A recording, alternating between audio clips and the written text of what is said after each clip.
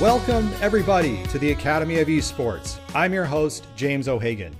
We are getting close to the end of the school year, and I wanted to take a few moments today just to reflect on the time that I've had this year with our esports teams in the Racine Unified School District. As you may or may not be aware, this year we had 4 high schools competing in the Wisconsin High School Esports Association. We had a very successful season for many of our schools, which was their first opportunities to have in esports. So again, I wanted to take a couple of moments and reflect on some of the things that were positives and successes that we had and some of the struggles that we had this year. First, the positives. We had 4 high schools competing at the state championships just a couple of weeks ago at Game On in Fond du Lac. It was an amazing experience. It was a long day, though, to have 4 sports going at one time and to have everybody there competing all day in Smash Brothers, League of Legends, Rocket League, and Overwatch. It was a big put on by everybody to get that accomplished. Mike Dahl, who's the president of the Wisconsin High School Esports Association, deserves a lot of credit for the work that he did to get that venue set up and organized the way that it was. I also have to give a lot of respect and shout outs to our athletic directors in the Racine Unified School District. Not only did they come up with 3 of our high schools to get esports jerseys for this school year, but Joe Wendt, who's the athletic director at Horlick High School, he went above and beyond and said, look, you're sending your kids to a state championship. Whenever we send our kids to a state championship competition, we always do a coach bus. We don't do a big yellow bus. So we sent 4 high schools together, Walden, Park, Horlick, and Case High Schools.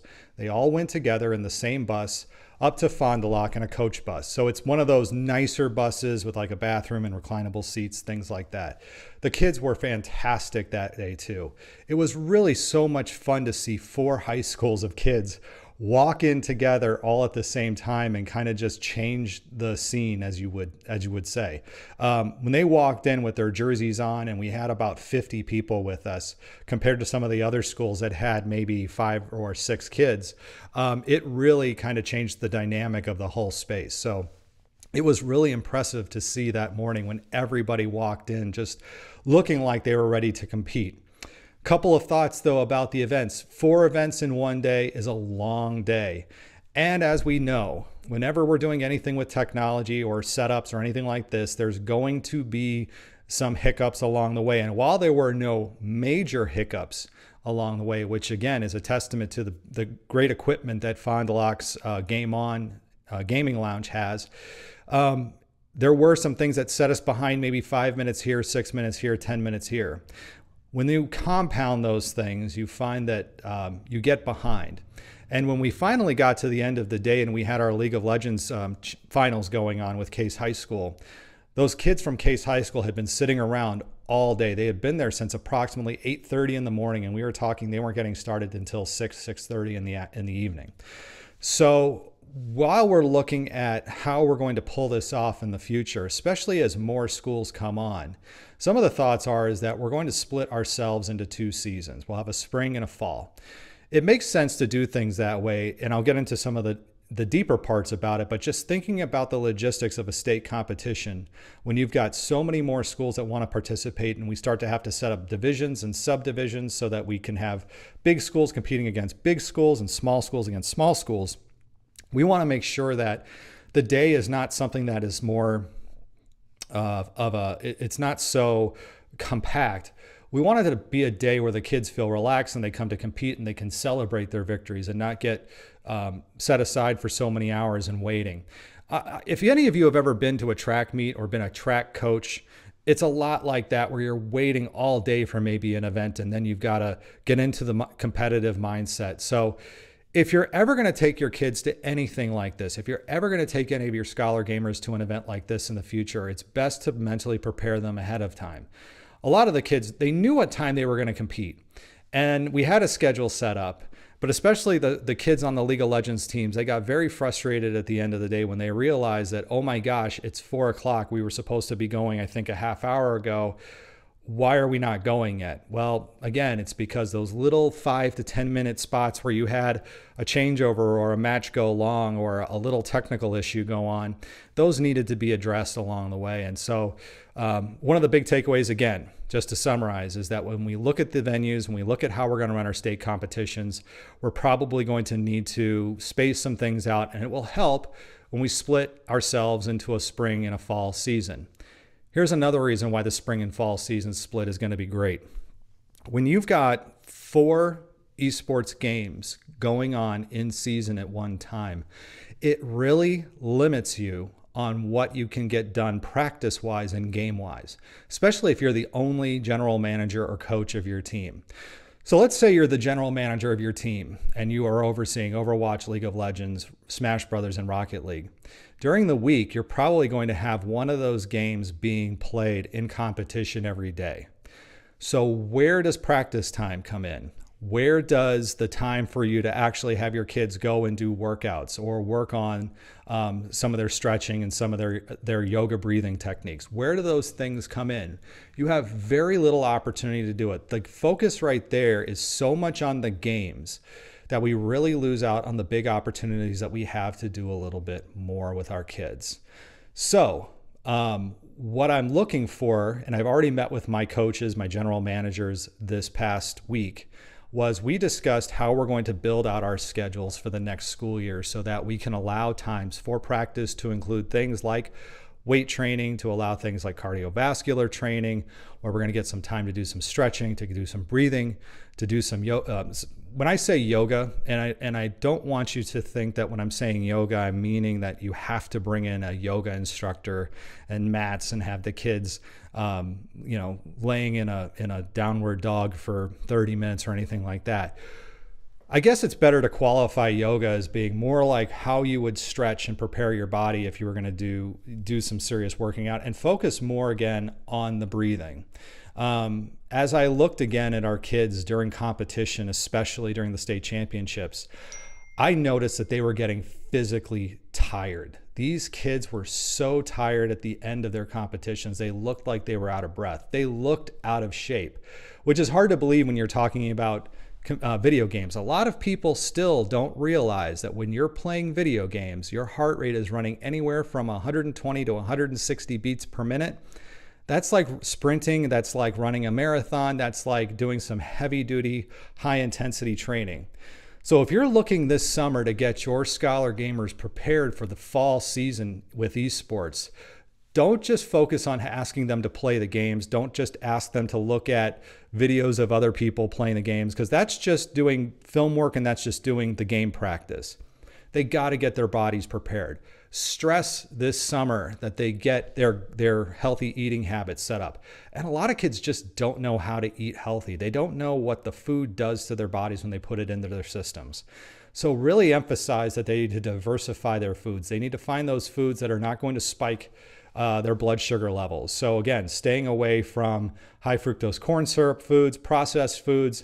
You're going to have to start stressing them things like healthy fats, eating more vegetables, eating more fruits.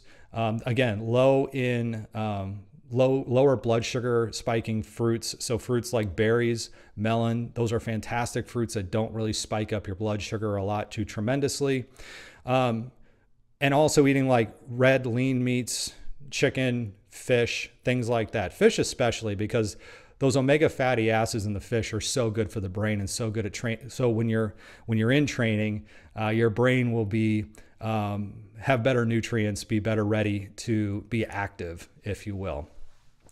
But again, as I think about our season coming up, when we think about the fall and what we can do during the summer, we're really emphasizing the things that you do away from the games to prepare ourselves and to prepare our Scholar gamers. The other step that we are taking this year going into the fall, into the spring, because we know that there are also Scholar gamers who are with us in the fall and in the spring who may have different gaming interests. We don't want to necessarily push kids. Let's say for example, in the fall, we have the games League of Legends and Rocket League going on, okay? or if we did, let's say Rocket League and League of Legends. But let's say your kids are primarily Smash Brothers and Overwatch players, which go on in the spring. Do we want to still have those kids involved in esports? Absolutely. How do we get those kids involved in esports? How do we prepare them? Well, first off, you can still engage them by asking them to be your analyst, being your data analyst, learning the games. They may not be the best gamer in all these situations, but they can actually learn the games. In fact, a great story is at Park High School, there were several students who were not able to be part of the League of Legends team at Park High School. They were the only one who really didn't field a League of Legends team this past spring. There was one girl, though, who kept coming to practice, and she really wants to play League of Legends. Several of the boys on the team actually have taken it upon themselves. They said, this summer we're going to learn League of Legends so that we can come back in the fall and play with our teammates, so that she has a team to play on in the fall. While they may not be the best, that growth mindset, that connection to a student who they may not have known before, this is all completely new to them. So this is a great opportunity, again, for your kids to start to branch out and look into other games.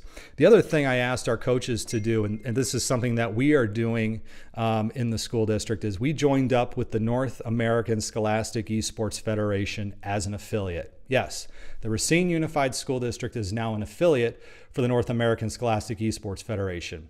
What that means now is that not only do we get access to all of their free resources that I've used a number of times and in making my case for why we should have esports in our schools, and it's free, if I didn't say that already.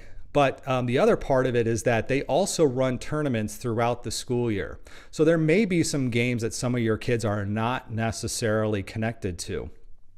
That your school is not necessarily connected into, whether through a state association or however you compete at whatever level that you do with your esports.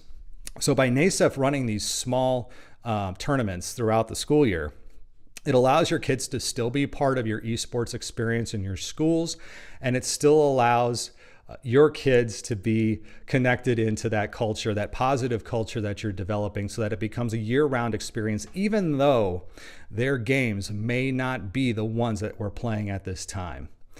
I really look forward to the 1920 school year, what we're going to have going forward with our esports competitions. It looks really good here in the city of Racine. We just got word that the Milwaukee School of Engineering now has an esports team that's starting up. Whitewater is going, Marquette University. I've contacted some other local schools about starting up esports teams at their schools. It really looks like a positive, wonderful time to be involved in esports in Southeast Wisconsin. That will do it for this week on the Academy of Esports. I've been your host, James O'Hagan. Esports are organized competitive video games allowing schools to redefine their athletic culture, diversify opportunities for student participation, promote good physical and mental health, increase collegiate scholarship pathways, and play games. We can never forget the importance of play. The mission of the Academy of Esports is to support these ideals. The vision of the Academy of Esports is for all students to experience the fun and joy of playing competitive video games. You may follow me on Twitter at Jim O'Hagan. That's at JIMOHAGAN, and through the Academy of Esports account at TAO Esports. It's a great way to get the latest blog posts, podcast episodes, and news coming out of esports and education. And remember, you can continue your engagement by going to www.taoesports.com. You can also connect through Facebook at www.facebook.com/TAOesports. Thanks again for listening, and I look forward to our time again next week.